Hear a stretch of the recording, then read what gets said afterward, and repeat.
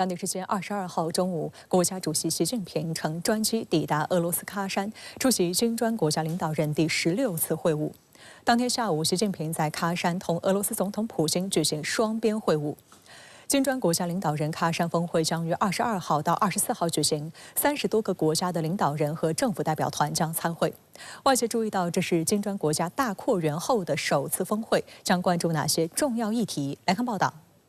当地时间22号中午，国家主席习近平乘专机抵达喀山，应俄罗斯联邦总统普京邀请，出席金砖国家领导人第16次会晤。外交部发言人林健就向外界传递了中方对金砖国家领导人喀山峰会的期待。林健称，本次会晤中，习近平主席将同各国领导人就当前的国际形势、金砖的务实合作、金砖的机制发展以及共同关心的重要问题深入交流。中方愿同各方一道，努力推动大金砖合作行稳致远，开启全球南方联合自强的新纪元，共同促进世界的和平与发展。金砖国家领导人第16次会晤将于22号到24号在俄罗斯喀山举行。目前，金砖峰会的筹备工作已经进入收尾阶段。央视记者提前探访了峰会现场。这里是喀山市政府的大厅，在金砖峰会期间，一系列重要活动将在这里举行。据我们所知，目前金砖峰会的筹备工作已经进入了收尾阶段。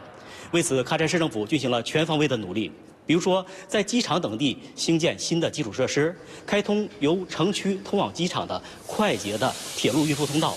另外，还需要招聘以及培训大量的服务人员和会务人员。对于媒体和其他各界来讲，我们看到金砖峰会已经准备就绪，我们各界更加期待金砖峰会的具体成果。喀山是俄罗斯鞑靼斯坦共和国的首府，由于处于欧亚大陆中心地带，自古以来就是东西方贸易交通、文化交往的枢纽。外界注意到，17世纪的万里茶道曾是连通中俄的世纪动脉。万里茶道中兴之时，一些俄商从喀山出发，前往中国湖北贩茶设厂。据悉，除了因茶结缘、以茶会友，中俄在喀山的教育合作也蓬勃发展。在鞑靼斯坦的中国留学生超过2000人，喀山联邦大学孔子学院持续不断培养中文人才。不仅如此，喀山与杭州、广州等也结为友好城市。如今，这座俄罗斯千年古城喀山即将迎来金砖大家庭的盛会。Я считаю, что благодаря такому саммиту в Казани также поднимается уровень, и мир узнает о нас, что мы молодцы, открыты, гостеприимны. И, пожалуйста, приезжайте,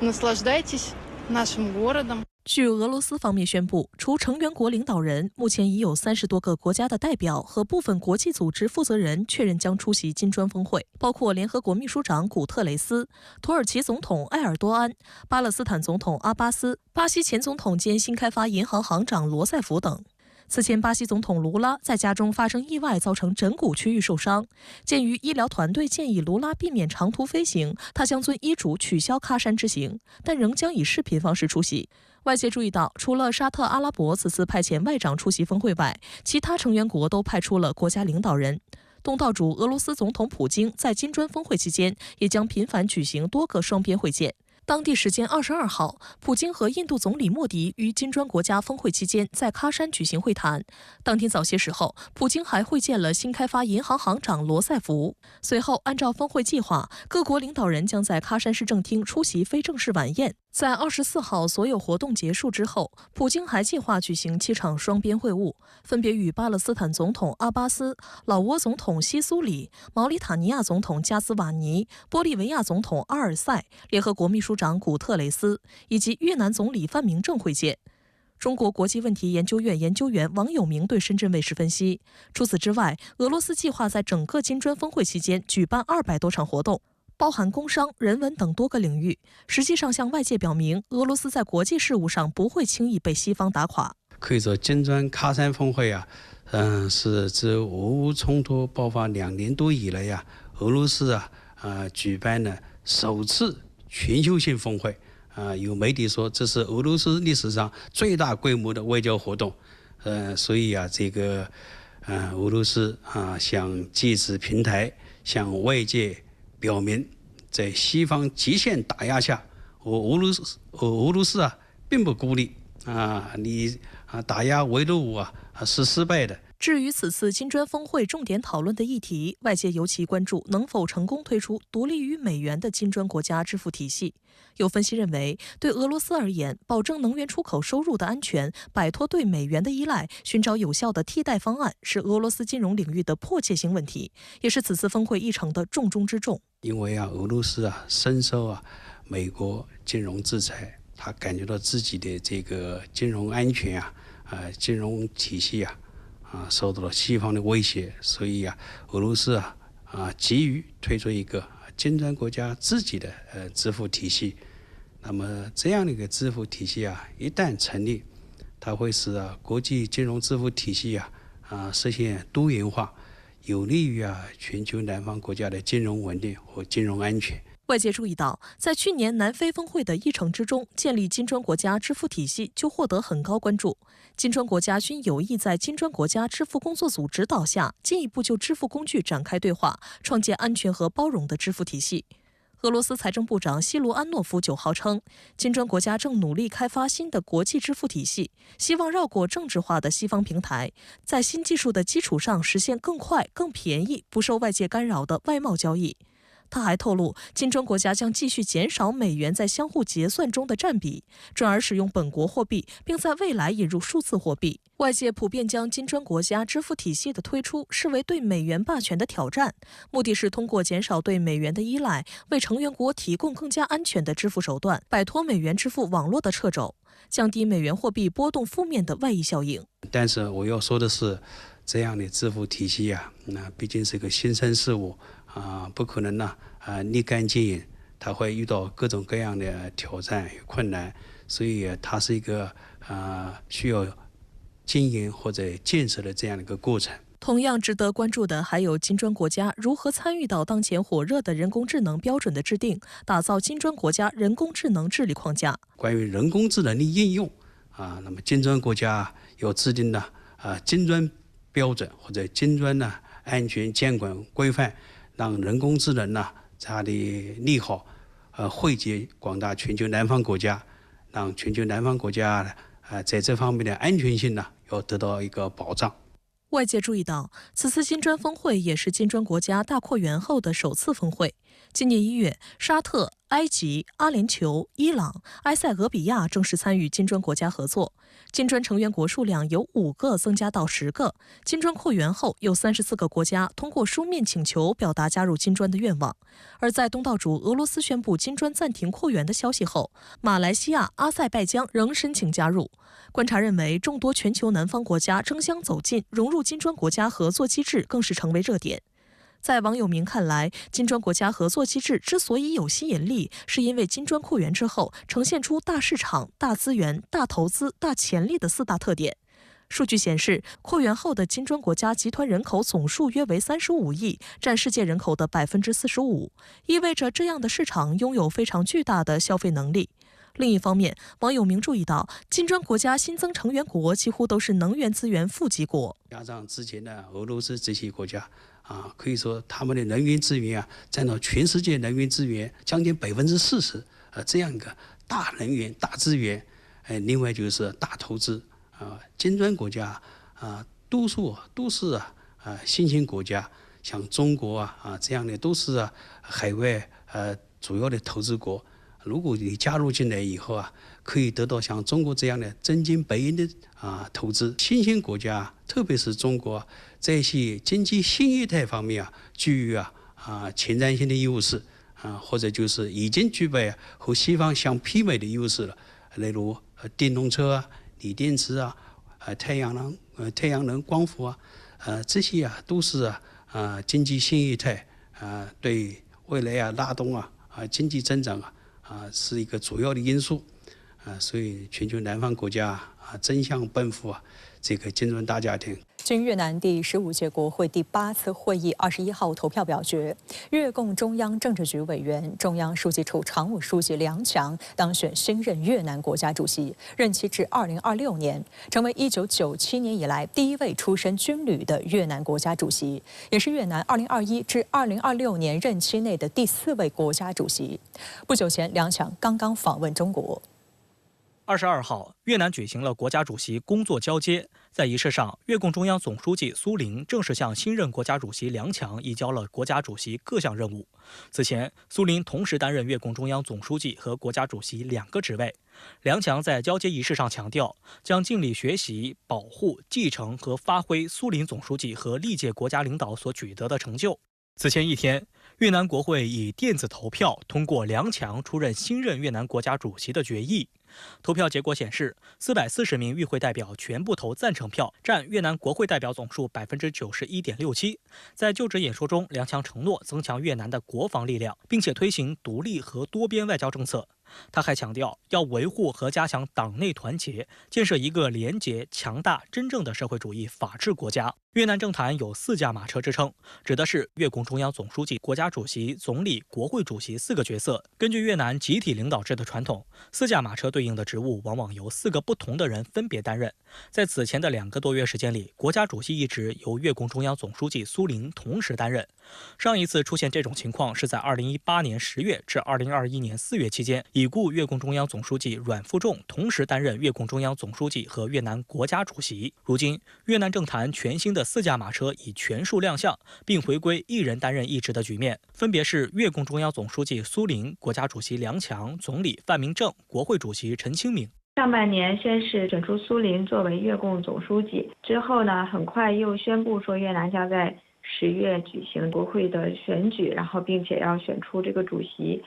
就说明当时这个苏林他作为越共总书记兼任国家主席，他是一个过渡性的安排。然后后来又选出了国会主席，到现在又选出梁强作为国家的主席。那这个4驾马车的结构是又都稳定了下来，那也肯定是有利于越南，它不管是政治上的稳定，还是它这些经济发展和各方面的改革举措继续推进。深圳卫视注意到，梁强的军旅出身背景受到外界高度关注。在近年的越南高层人事变动中，警察系统和军方系统的官员表现颇受瞩目。现任越共中央总书记、前任国家主席苏林就是警察系统出身，而梁强是1997年以来第1位出身军旅的越南国家主席。官方资料显示，梁强现年67岁，出生于越南北部富寿省。1975年参军入伍，当年仅18岁。此后一直在富寿省所属的越南人民军第2军区任职，在这里从基层军官逐步成长为高级政工干部。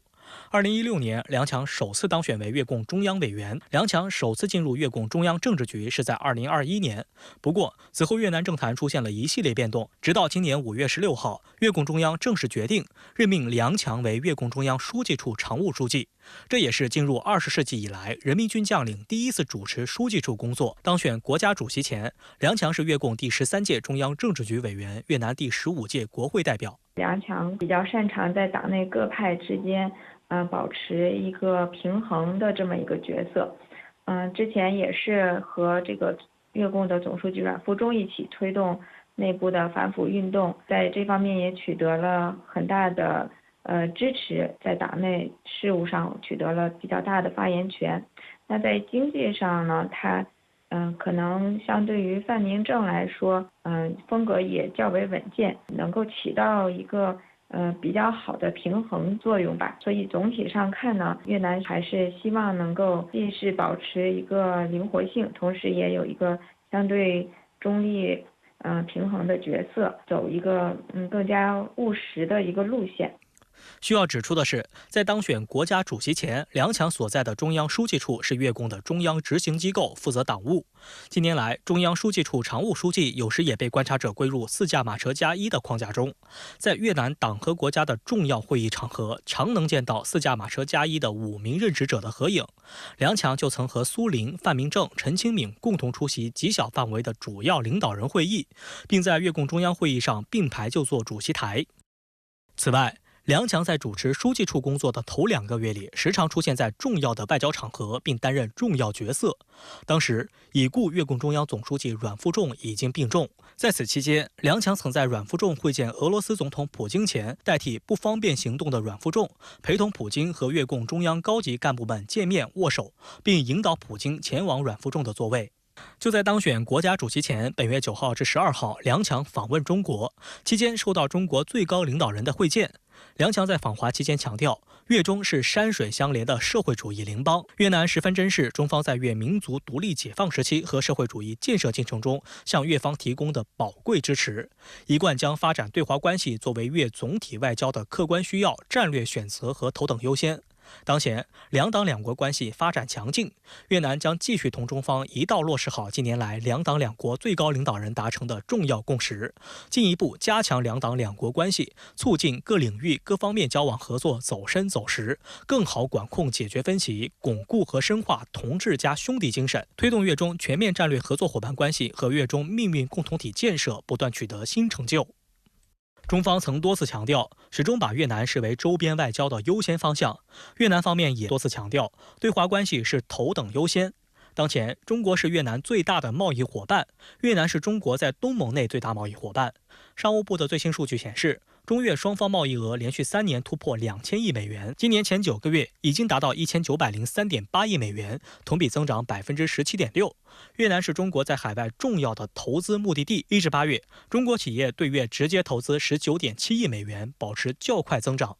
未来，中国越南的经贸联系将更加紧密。本月14号，中越两国发表了中华人民共和国和越南社会主义共和国联合声明，表示将加快越南3条标准轨铁路的可研和规划编制工作。这3条铁路都是由中越边境越方一侧通往越南腹地的大城市，3条铁路都采用了1435毫米的标准轨距，对标中国的铁路标准。未来，列车可以直接从中国开到越南，不用换轨，既省时又省力。越南政坛又进入了一个新的阶段，同时也是一个稳中求变的阶段的情况下，那越南对与中国的关系应该还是会保持一个良好发展的态势，又尽量在国际上去平衡与各个大国间的关系，然后为自己争取一个相对有利的国际地位。当地时间10月22号，美国国务卿布林肯开启中东出访之旅。美国务院表明，布林肯此次出访将与地区领导人探讨加沙冲突、以色列和黎巴嫩真主党冲突等议题。美国大选在即，中东局势复杂多变，以色列对伊朗的报复计划箭在弦上。不过，以色列绝密文件泄露事件或动摇美以关系。在此背景下，布林肯的出访备受关注。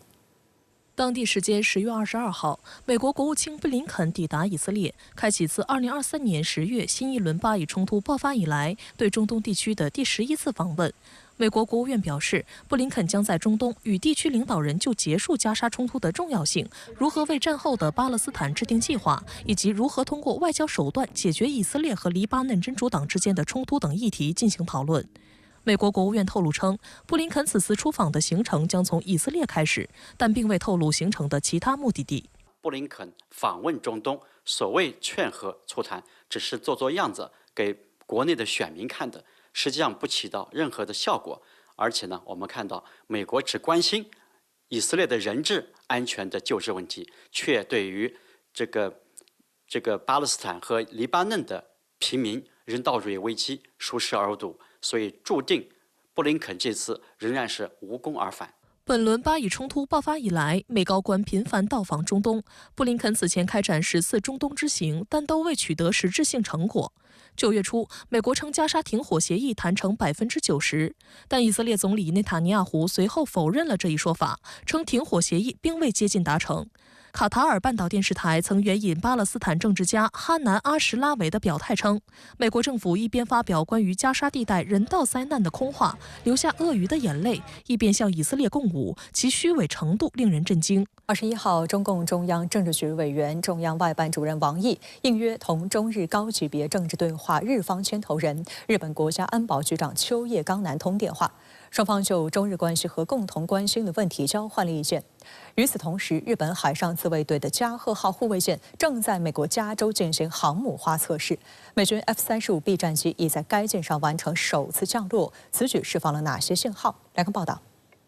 王毅在同秋叶刚男的通话中强调，中方对日政策保持连续性、稳定性，愿继续按照中日4个政治文件确立的原则和方向，推动中日关系健康稳定发展。希望日方尊重中方核心利益，恪守一个中国承诺，同中方相向而行，坚持中日互为合作伙伴、互不构成威胁的定位，坚持相互支持对方的和平发展，维护巩固双边关系政治基础，为两国各领域合作注入新的活力，为地区和平稳定做出中日贡献。秋叶刚男表示，日本坚持致力于全面推进日中战略互惠关系，构建建设性稳定的日中关系，愿同中方一道着眼两国关系发展大局，维护当前双边关系发展势头，开展方向性、战略性对话，对外释放更多积极信号。双方同意将继续用好中日高级别政治对话机制，保持经常性沟通。王毅强调，中日要坚持互不构成威胁的定位，实际上也就是日本近期一系列安保动向发出提醒。当地时间19号，日本防卫大臣中谷元和美国防长奥斯汀在意大利那不勒斯进行首次面对面会谈。在会谈时，奥斯汀和中谷元同意进一步强化美日同盟的威慑力和应对能力。值得警惕的是，双方还重申了台湾海峡和平与稳定的重要性，以及扩大两国在靠近中国台湾地区的日本西南部岛屿的联合存在的目标。日媒在报道中还声称，日本提高国防预算的主要目的是应对所谓台海有事，以及中国在其他地区日益增长的所谓军事威胁。分析认为，这次会面凸显了美日之间的密切关系，尤其是在他们所谓的对抗日益自信的中国的行动方面。日本呢，它的步伐是跟 G7 基本上是同步的，他们都有共同的价值跟共同的理念，所以在这个共同价值跟理念之下，那日本自然也不可能单独的背离G7 防长会议的决议单独行之，所以未来基本上来说，它应该会这个为美国或者说是这个 G7 这样一个防长决议的这个事项去做最大服务或者说协助。与此同时，美日在具体军事运用层面的合作方面持续突破，进一步凸显美日同盟的变革。当地时间20号，在美国加利福尼亚圣迭戈近海，美军隐形战斗机 F-35B 首次在日本海上自卫队准航母加贺号上完成降落。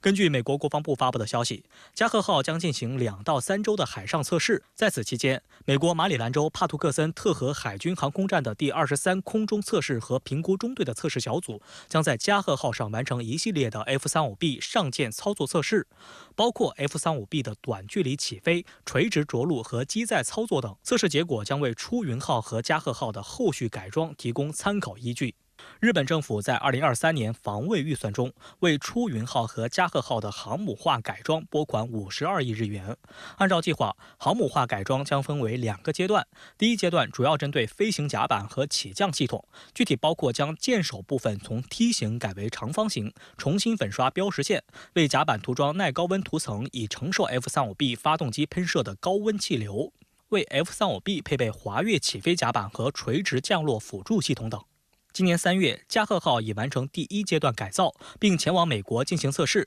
出云号则先于2021年完成第1阶段改造，并进行实机起降测试。第2阶段主要涉及舰体内部结构改造，包括机库、弹药库等空间的重新规划及航电系统的升级。具体改造方案由日本和美国讨论决定。出云号和加贺号的后续改造拟于2025年初启动，2027年3月前完工。完工后将成为搭载 F-35B 战斗机的轻型航空母舰。其实当然，这个加贺号它完成大改装之后那这次到美国进行 F-35B 的登舰跟操演，那其实当然也就象征了这个日本在战后他们那个航空母舰真的再度的复活。那对于日本海上自卫队未来在西太平洋地区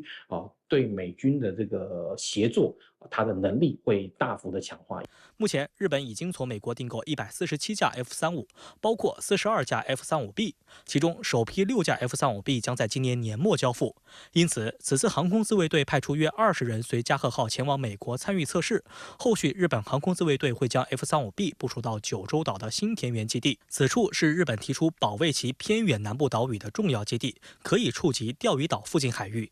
关于航母化改造，曾有日媒报道专门提到航母的运用有可能违反日本宪法第9条及专守防卫原则。日本军事史专家山田朗就指出，在准航母上进行 F-35B 起降试验，使其能够搭载 F-35B 战机航行，就已经变成了航母。它已脱离专守防卫原则，具备了对外攻击能力。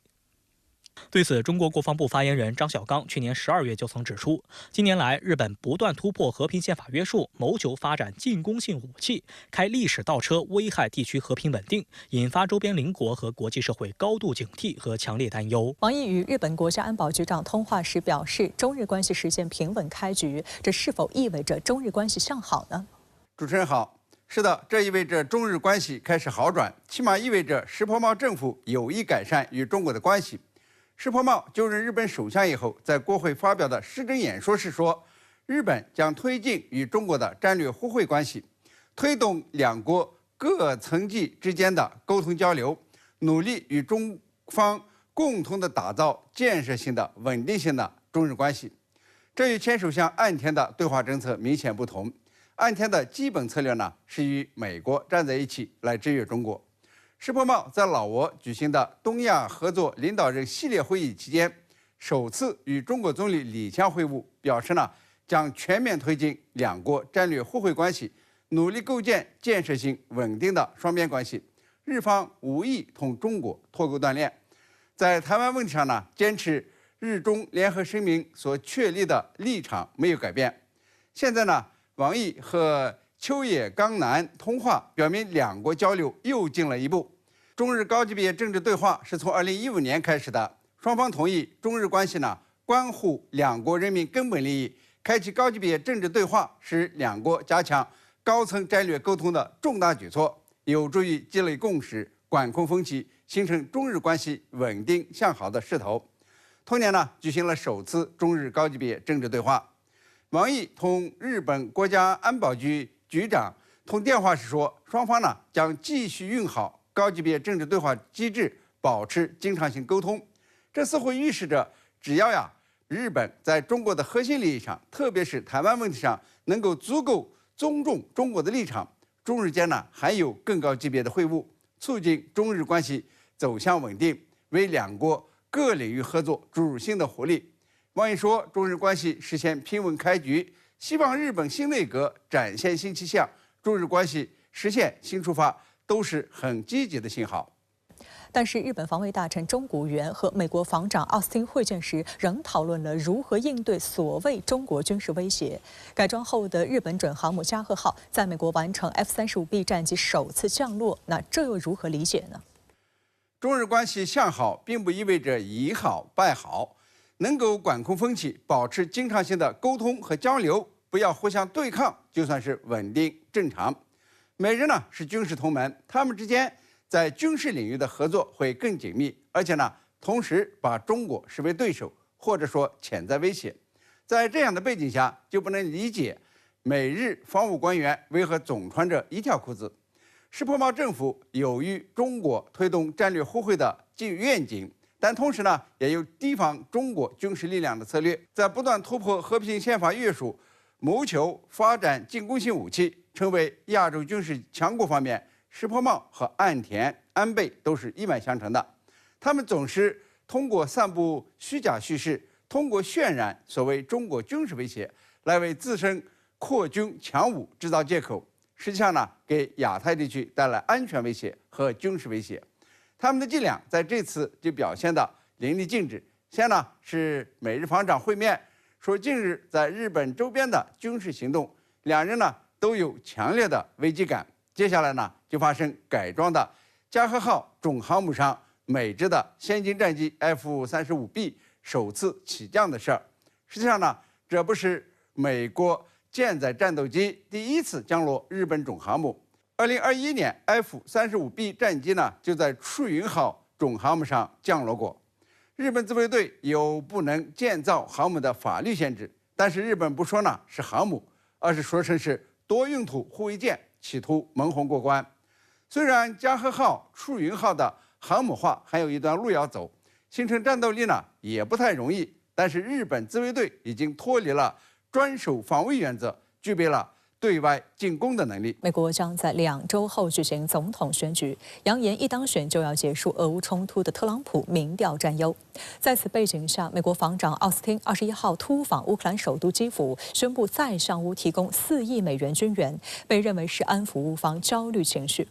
此外，一则朝鲜出兵援俄的消息被乌克兰和韩国热炒。21号，朝方公开回应称，派兵援俄是谣言。但北约秘书长就此表态称，若朝鲜派兵，将标志地区局势重大升级。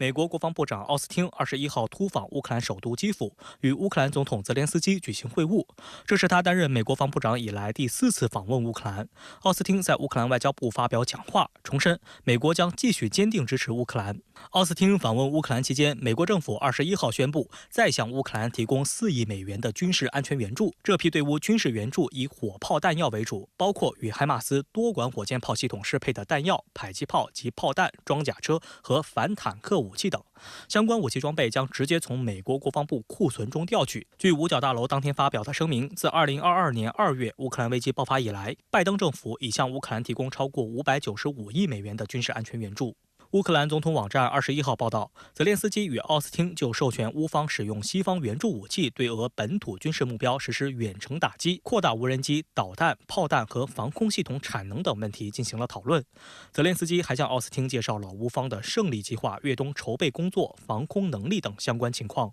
因为随着拜登政府任期的结束，我相信他对乌克兰的支持会在力所能及的范围内，在剩下的这2-3个月，不到3个月的时间，他会加大对乌克兰的援助，夯实对乌克兰的援助，将以前承诺的对乌克兰的一些援助落到实处。泽连斯基16号向乌克兰最高拉达提交了胜利计划，其中争取立即正式加入北约的邀请位列第1条。虽然欧盟和北约都承诺将继续援助乌克兰，但许多关键成员国对邀请乌克兰加入北约的呼吁保持沉默。对于胜利计划，奥斯汀18号曾表示：“我无权公开评论该计划。”俄方则表示，泽连斯基的计划无助于解决冲突。俄罗斯总统新闻秘书佩斯科夫表示，胜利计划仅再次表明美国决定与俄罗斯战斗，直到最后一个乌克兰人。有分析指，美防长此次访乌是为了在美国大选前展示对乌克兰的支持。目前，美国共和党总统候选人前总统特朗普在多项民调中占优，他曾对拜登政府大规模军援乌克兰提出质疑。特朗普17号称，泽连斯基不仅因为未能结束俄乌冲突负责，还因为推动这场冲突爆发负责。特朗普此前常在竞选活动中批评泽连斯基，多次称其为地球上最伟大的推销员。因为自2022年冲突爆发以来，乌克兰已经向美国索取了数百亿美元的军事援助。特朗普还隐晦表示，乌克兰可能不得不将部分领土割让给俄罗斯以达成协议。外界认为，特朗普若重返白宫，乌克兰很可能会失去美国庞大的军事与财政支持。特朗普如果上台以后，他的对乌克兰的支持的力度肯定不如民主党政府，所以现在泽连斯基政府呢，乌克兰政府呢也非常关心美国大选，希望在拜登政府最后的2到3个月的任期内，那么能够把美国的一些承诺落到实处，然后呢确定一个模板，确定一个标杆。这样的话，即使特朗普上台以后要去推翻，完全推翻这个拜登政府的这个乌克兰政策，那么他会有难度。我想这是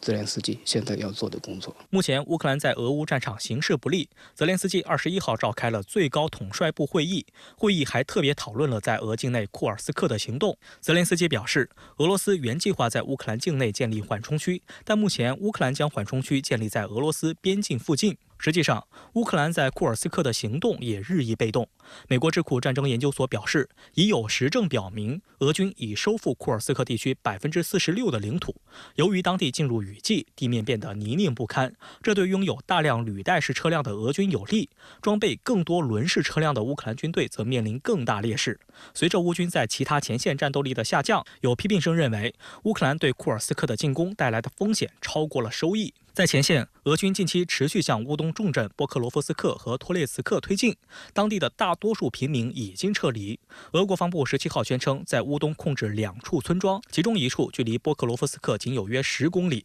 外交政策杂志指出，波克罗夫斯克市不仅是乌军重要后勤交通枢纽以及通往顿涅茨克其他地区的门户，也是乌经济重要支柱钢铁工业所用大部分煤炭的产地。一旦失守，将对乌军持续作战能力产生严重影响。一方面是在这2个方向，双方在战场上展开继续的这种对峙；另外一方面呢，双方也在对对方纵深地区展开一些攻击。既然所谓的朝鲜派兵抗乌援俄还只是一个传闻，那乌克兰方面为什么又会高调炒作这件事情呢？我认为实事求是来讲，假如这则传闻最终得到了证实，那乌克兰将会在战术层面面临着实实在在的巨大威胁，甚至可以说，假如朝鲜真的下场参战，那在现有情况下，乌克兰基本上就没得打了。我曾经说过，当前俄乌军力的对比，俄罗斯的优势并不在情报战上，更不在武器的性能和先进程度上，这些甚至已经成为了俄罗斯的弱势。同时也不在海军与空天军上面，而是在于陆军上，在于俄军拥有的陆军兵员与火炮数量优势，而兵员与火炮数量同时也是朝鲜的优势。因此假如朝俄两军携起手来强强联合，就可以对乌克兰形成2打1的态势。从这个角度来说，乌克兰的恐惧感是真实存在的。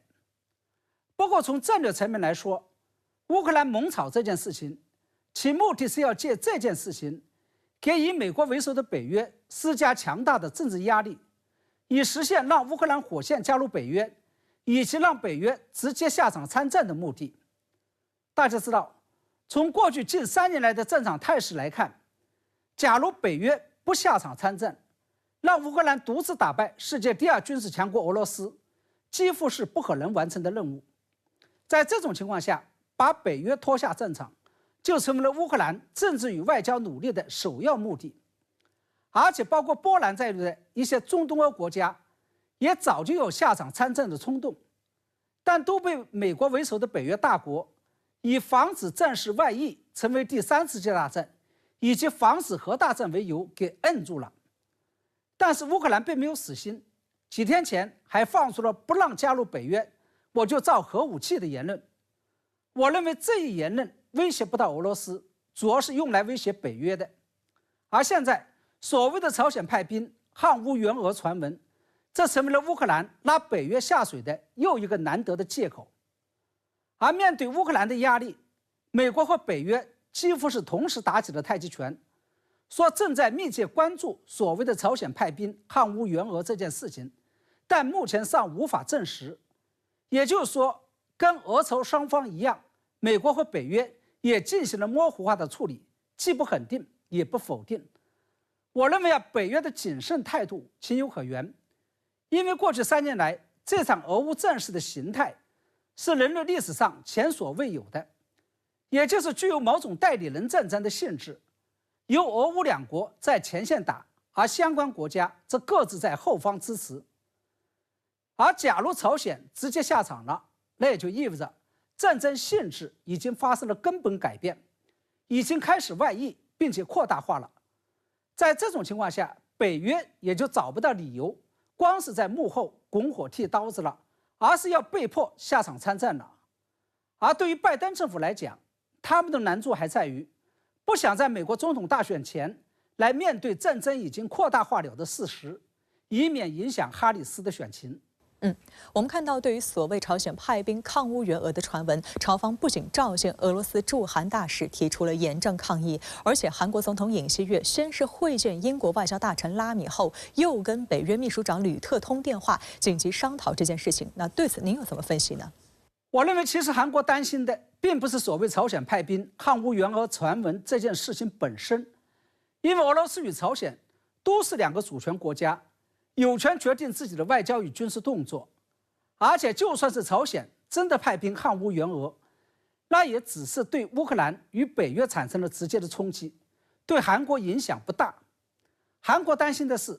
俄朝之间的下一步动作，也就是俄罗斯不仅可能会向朝鲜提供远程导弹和核武器技术，而且未来俄罗斯还有可能会出兵介入半岛战争。而俄朝结盟的态势得到确立与巩固，也就意味着半岛局势将会进一步固化与无解。除此之外，韩方无限上纲上线炒作这件事情，还另有战略企图，一是借俄朝走向军事结盟的契机，来推动过去迟迟推不动的美日韩军事结盟计划，并在此基础上构建所谓的亚洲版北约；二是想以此事为契机，将北约引进到亚太来。从中我们也就可以看出，有关各方正在借助所谓的朝鲜派兵捍乌援俄这件事情，推动地区与全球地缘政治和安全格局发生翻天覆地的变化。